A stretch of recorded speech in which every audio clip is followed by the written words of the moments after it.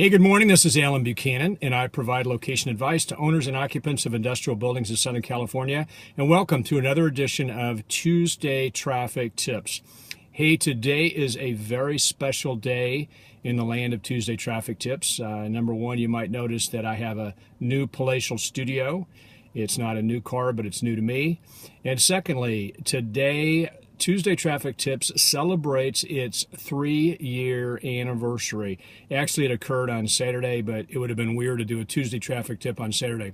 So here's your tip for today. And before I get started, thanks so very much for all of y'all who have made this such a fun thing to do each week. I appreciate the notes. I appreciate bumping into some of you at open houses and whatnot where you've seen the Tuesday Traffic Tips. Thank you for making them a wonderful success beyond my wildest imagination. So thank you.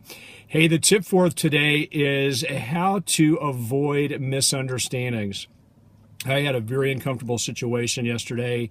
I had a buyer and seller together, which is always a dangerous prospect in and of itself.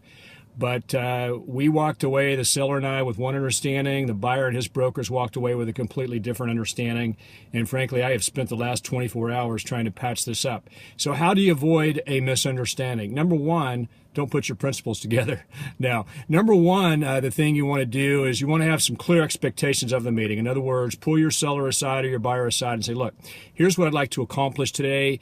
And if you are in a meeting with a seller and a buyer, it's always a good thing to have a safe word. In other words, if you hear me say eucalyptus, you know it's time to kind of skedaddle out of there.